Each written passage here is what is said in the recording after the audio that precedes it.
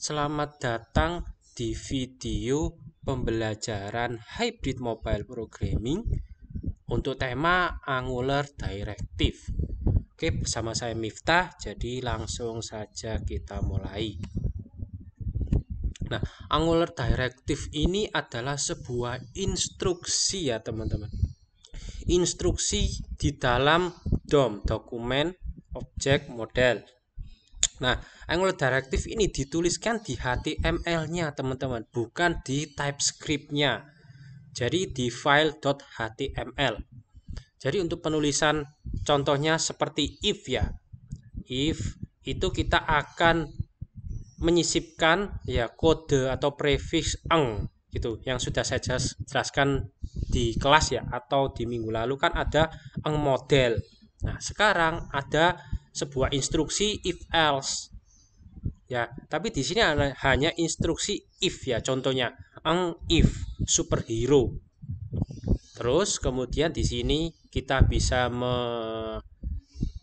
print ya sebuah objek. Di sini array ya, objek ada key-nya, ada value-nya. Kebetulan contohnya seperti ini.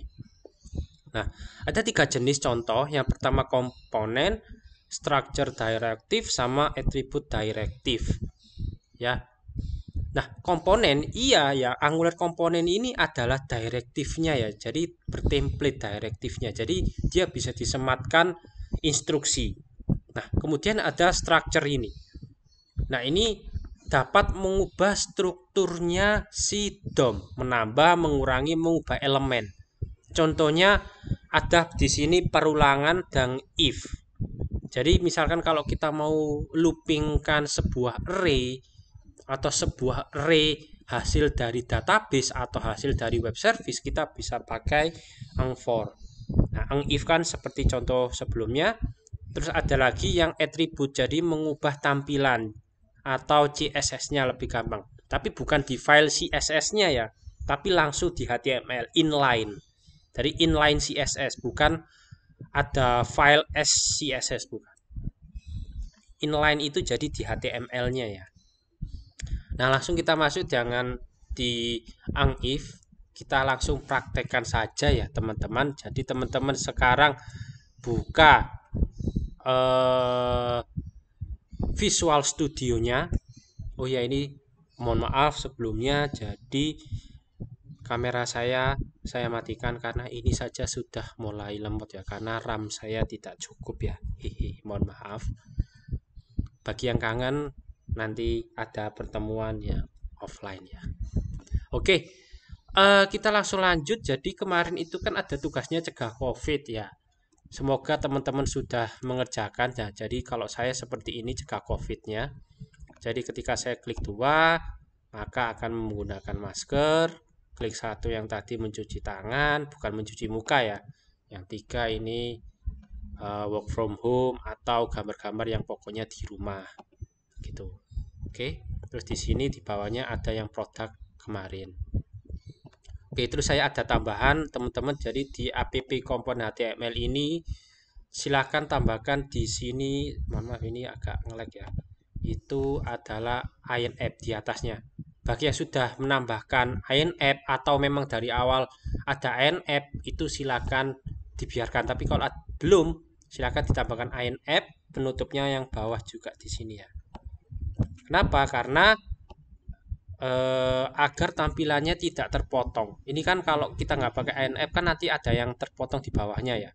Nah, jadi kalau begini, jadi harus kayak gini ya, terpotong. Jadi kita tidak perlu lagi begini ya. Silahkan tambahkan INF untuk stylenya. Oke, lanjut. Jadi kita mau belajar masalah if else. Oke. Nah, jadi di sini ya itu kita bisa menyematkan ya style atau eng if yang sebelumnya sudah dijelaskan di PowerPoint. Begitu ya. Misalkan contohnya seperti ini. Ya, misalkan ini kan product price-nya ada ya. Ketika saya pakai bintang ya, eng if sama dengan false. Nah, pokoknya ketika ada direktif seperti ini memang diapit dengan double quote ya. double quote. Nah, ketika if false ya, maka misalkan ini, berarti kan ini kan kita masukkan if-nya di tag ini ya, tag P ini ya, tag P. Berarti ini kan menyeluruh seperti satu P ini. Maka jika dia false, maka harusnya kan nggak tampil apanya, product price-nya. Nah, di sini product price-nya hilang, tinggal net price. Ketika saya true di sini ya, maka hasilnya adalah sebentar ya, ini RAM-nya hanya 8 GB, jadi kalau buat video kita patah-patah. Nah, ini muncul 8 juta misalkan. Jadi gitu ya. Ini untuk penerapan if. Oke. Nah, kita juga bisa menerapkan misalkan di sini kan true. Nah, product price-nya ini kan harusnya tampil ini ya, akan tampil ketika kita apply discount. Ya, ini kan masih 8 juta kan sebenarnya kan tidak perlu ditulis lagi ya. Karena ngapain? Kan ada harganya kan sama, kecuali kalau harganya product price dan net price-nya beda baru boleh ditampilkan dua-duanya, tapi kan ini sama, berarti kan nggak perlu dua-duanya ditampilkan. Nah, maka di sini kita ganti if product price tidak sama dengan net price. Nah, gini. Nah, jika dia true, maka akan memunculkan product price. Jika product price-nya beda dengan net price, maka otomatis product price-nya tidak akan tampil. Seperti itu. Oke, ini adalah if. Oke, begitu juga dengan kode voucher. Ini kan voucher kan belum diinputkan ya, ngapain kok harus ditampilkan. Nah, maka kita tulis di sini if begitu. If sama dengan kode voucher. Nah, seperti ini dia itu langsung cek apakah dia is empty atau enggak ya. Nah, jika dia empty, nah, maka otomatis tidak akan ditampilkan. Loh, kok sudah ada? Oh, soalnya saya di sini menggunakan titik-titik ya, teman-teman ya. Titik-titik itu kan karena di sini saya berikan titik-titik begitu.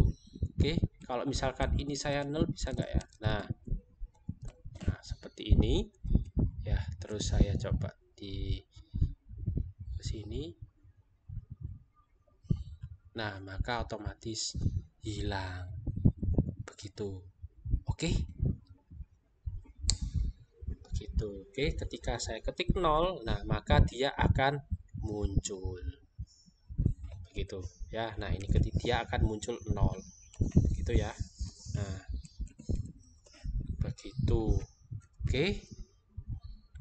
Nah, ini adalah contoh penggunaan direktif untuk atributnya. Tapi kalau if terus nanti ada lagi for, itu adalah structure ya. Structure, tapi intinya direktif itu kita memasukkan apapun di DOM-nya, data, dokumen, objek, model.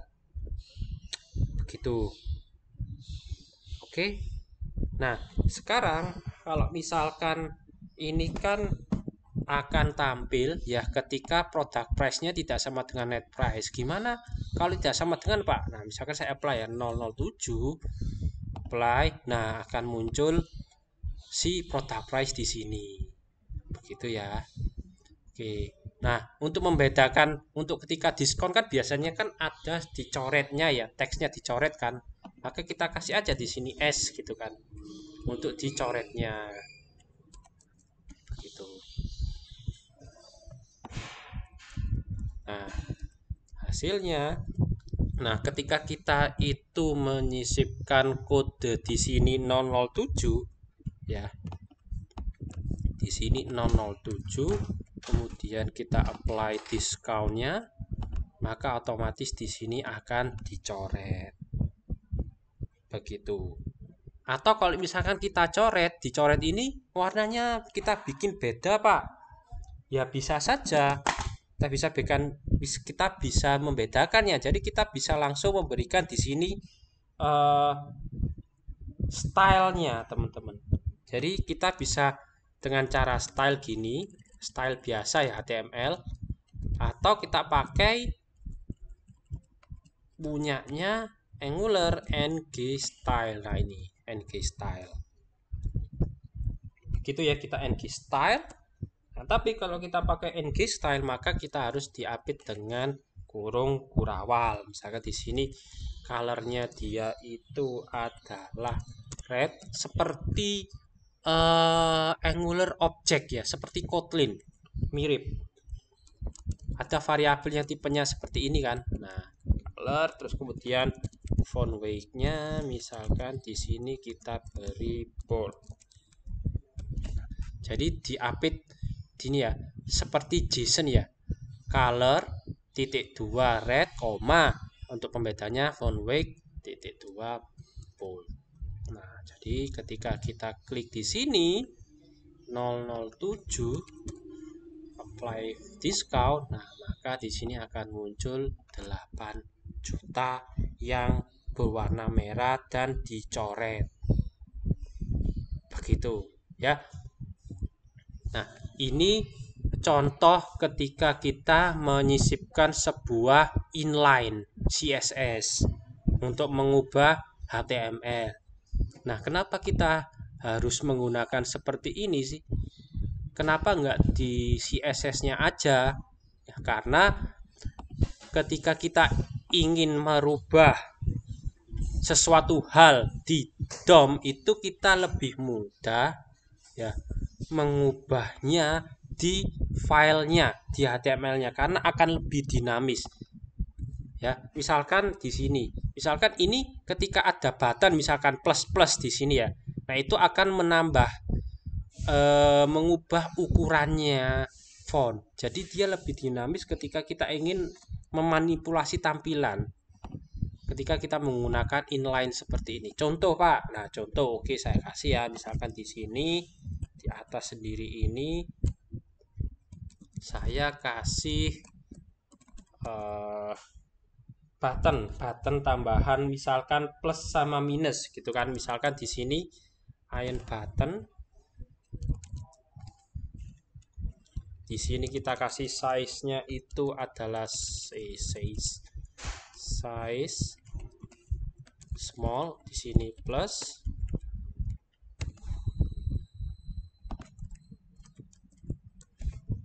Nah, di sini minus. Sebentar saya cek dulu ya.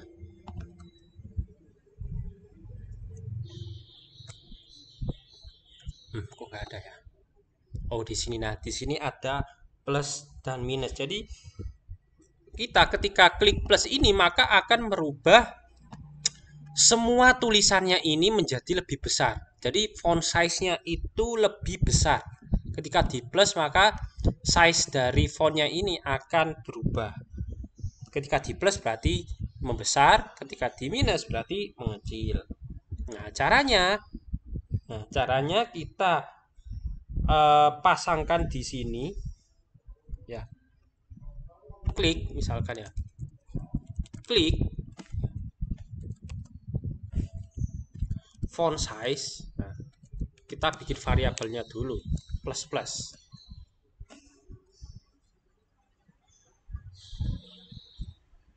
Oh, ternyata nggak bisa plus ya. Sama dengan font size. Nanti coba lihat ya. Oh ya, ternyata nggak bisa. Nah, jadi font size ini itu sama dengan font size plus 1. Itu jadi kita akan increase ya, menambahkan font size plus 1 gitu. Kalau minus berarti kebalikannya, berarti minus 1. Oke. Nah, sorry. Nah, kemudian kita jangan lupa menambahkan, ini kan error karena kan belum dikenali di controllernya. Nah, maka kita menambahkan di controllernya ini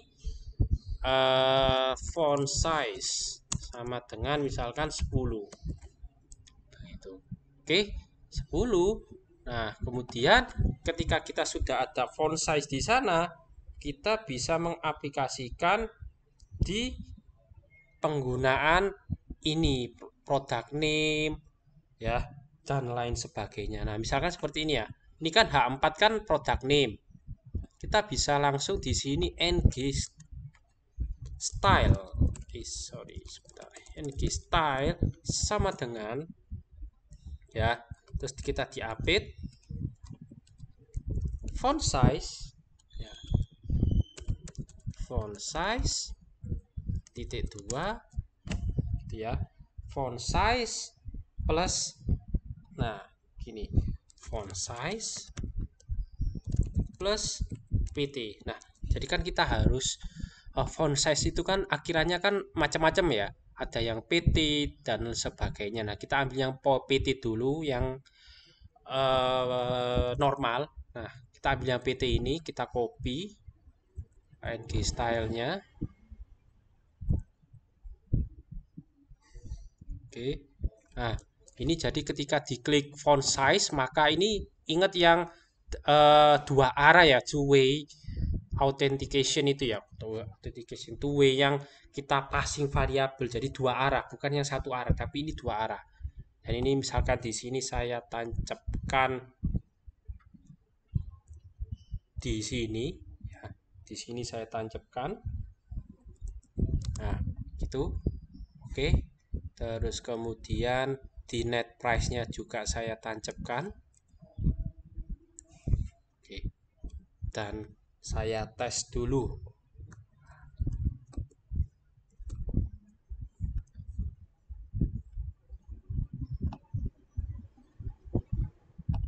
Nah, ternyata ikut pembesar. Nah, ini ya, gadget baru dan net price-nya.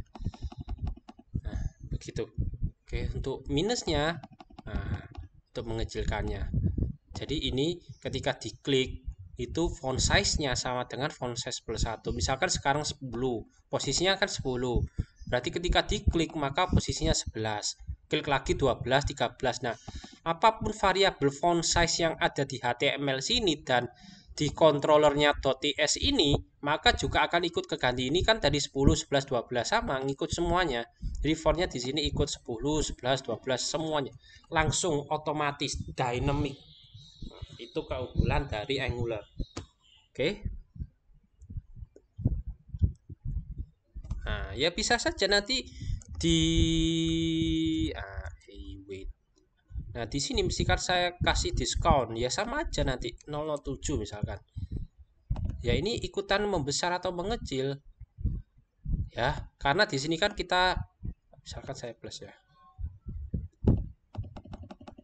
Nah, karena di sini kan sudah ada stylenya. Style font size sama dengan titik 2 font size PT. Ini sampai sini ya. Tagnya sampai tag pembuka dan tag penutupnya di sini. Tapi untuk yang kode voucher ini tidak saya gunakan ya, karena nanti akan kita hilangkan. Gitu. Oke. Nah, terus ada lagi gimana Pak kalau misalkan kita ada sebuah array produk atau array movie yang seperti di pertemuan dulu ya, karena ada movie, ada popular movie. Nah, bisa saja. Jadi kita siapkan dulu variabel.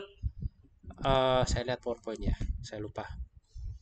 Kita siapkan dulu variabel array-nya.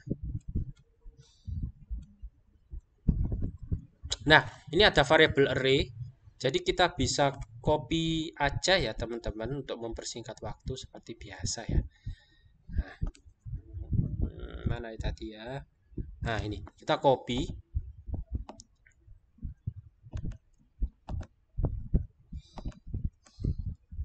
Kita taruh di produk komponen ya. Nah, tapi silakan teman-teman seperti biasa download fotonya, foto Realme, Oppo. Saya kebetulan sudah ada di sebentar ya, ini karena lemot ya, karena RAM saya menipis ya. Jadi di aset ini itu saya di aset saya taruh semua image, saya pindahkan di dalam folder img. Jadi foto-foto yang ada di aset saya bikin folder img, kemudian saya taruh di sini semuanya. Ini ada apa ya, iPhone, Oppo, terus Realme, Redmi. Nah, ini saya sudah download. Nah, teman-teman silakan download ya. Silakan download dan pasang di sini. Misalkan saya Realme, terus Oppo, Samsung, Redmi, sesuaikan dengan yang teman-teman download namanya ya, iPhone. Jadi di sini ada sebuah array ya. Array yang pertama indeks ke 0. Oh sorry, ini key-nya name, value. Ya ini indeks ke 0 ya. Satu ini, satu ini, satu thread ini. Itu indeks ke 0. Ini indeks ke 1. Ini 2, 3, 4. Nah, ini yang indeks ke 0 ada name, price, discount sama DIST sama URL. Name-nya di sini key, value-nya Realme 5. Key-nya price, harganya segini, discount dan segini. Jadi ada 1 2 3 4 5 row, tapi indeksnya sampai ke 4 karena array kan dimulai dari 0. Oke, nah sudah kita dapatkan array produk. Nah, kemudian kita taruh di produk komponen sini. Jadi ini kan masih manual kan, maksudnya masih hardcode. Nah, kita ganti menggunakan isian yang dari products. Caranya di card ini kita gunakan perulangan ng4. Kita pakai let product of, sebenarnya banyak ya of product, tapi yang paling gampang seperti ini. Jadi kan di sini sudah ada variabel array products, ada s-nya. Nah, products. Nah, ini kita pecah menjadi produk. Nah, kemudian src-nya ganti sekarang. Oke. src-nya menjadi di sini dulu. Karena saya tempatnya di aset img. Saya taruh semua folder di img ya. Kemudian di sini kita ganti berdasarkan array-nya ini product dot. Saya lupa. Lemot teman-teman. Name, price, discount, URL ya, URL gitu ya. Di sini kita ganti product.name. Di sini if-nya ini nanti ya, if-nya untuk if-nya ini kan karena ketika ada diskon ya. Nah, maka di sini kita bisa ganti dengan product.dist lebih dari 0, lebih besar 0. Ya kan? Kalau lebih besar dari 0 maka di sini product.dist-nya. Nah, ini kan ada dist. Berarti ketika dia lebih dari 0 ada diskontnya. Ini berarti product.price. Ini berarti nah net price-nya karena kita net price ini ada fungsi, jadi kalau dimanualkan ya bisa aja product.price dikurangi product.price dikali product.discount gitu. Oke. Nah, untuk voucher sementara kita komen dulu saja ya. Ini kita komen. Ini kita komen. Nah, hasilnya kita coba ya. Saya belum nyoba ya. Semoga nggak error ya. Nah, ini hasilnya ini apa ini ya? Realme 5 ya, harganya dicoret, terus kemudian langsung ada net price-nya. Ini iPhone gitu ya. Ini Oppo A1, ini Samsung Galaxy S10 nya kok nggak bisa ya. Oh ya, karena saya belum ada fotonya ya. Ini saya kayak ini karena Samsung di sini kan nggak ada, maka saya ganti misalkan HP baru gitu aja.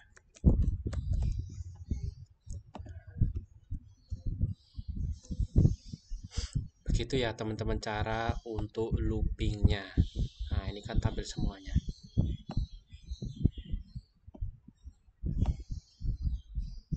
Begitu. Oke. Nah, ini kita sudah belajar style, for, if. Oke. Kemudian, nah ini kan kita bisa mengambil indeks dari sebuah array.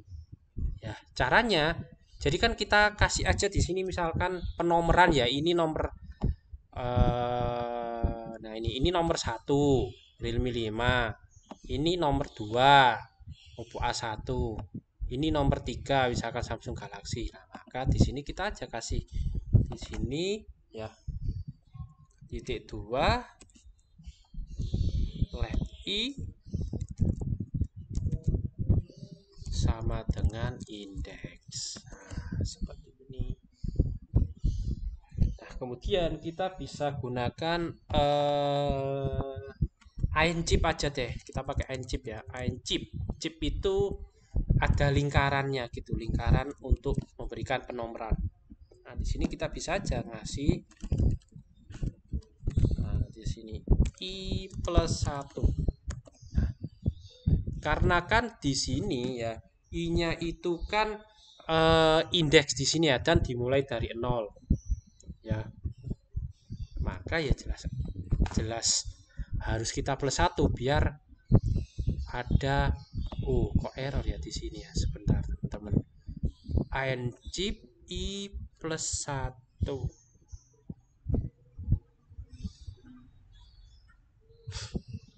Atau belum dibuat ya.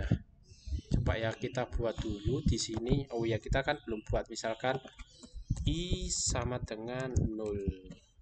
Nah, karena kan itu belum kita buat ya. Tapi kok dia error ya? Let i sama dengan indeks. Oh ya, sorry, ini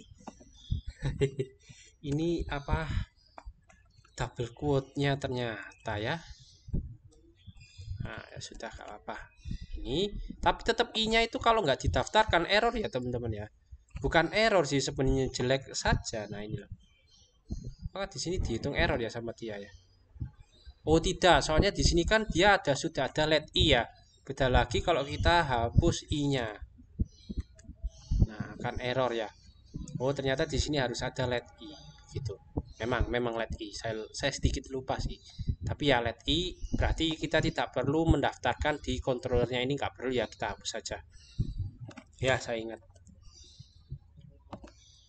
Nah, jadi i plus 1 berarti kan let i. Let itu mendaftar kan? Atau ada bedanya let, var. Nah, itu silakan teman-teman. Harusnya sudah ya. Oke, kita lihat harusnya sudah nggak error ya. Nah, ini ada 1, terus ada 2, ada 3, atau ada 4. Tuh Pak, kalau misalkan di plus lagi nih Pak, ya boleh aja kita plus misalkan ya. Nah, ini akan menjadi lebih besar. Nah, ini kan lebih besar tulisannya ya. Yang efek karena di situ kan masih ada font size-nya, di sini kan masih ada, masih nyantol. Ya sama. Jika kita kecilin ya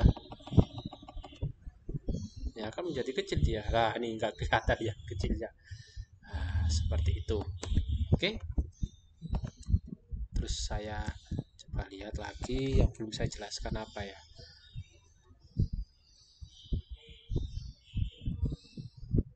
Oh iya, ternyata sudah selesai materinya, teman-teman. Di sini ada latihan yang harus dikumpulkan. Yang pertama, silahkan tambahkan di sini ya property spec. Jadi di dalam array. Jadi ada array dalam array, nested array ini ya. Jadi silahkan tambahkan spek ini ya. Kali ini saya copy. Kemudian saya tancapkan di produk sini. Itu saya tambahkan di mana tadi ya, saya lupa. Nah, di spek ini misalkan ya. Nah, itu. Jadi di sini biasanya kan ada key nama, tapi ini ada key, di dalam key ada array lagi. Begitu. Oke, nah ini silakan tambahkan di sini, sesuaikan saja dengan HP-nya ya. Di sini juga ya. Di sini tapi sesuaikan ya, dirubah-rubah ya.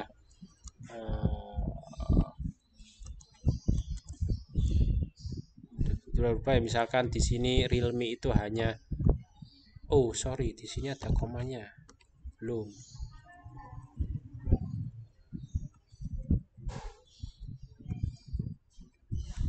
Nah,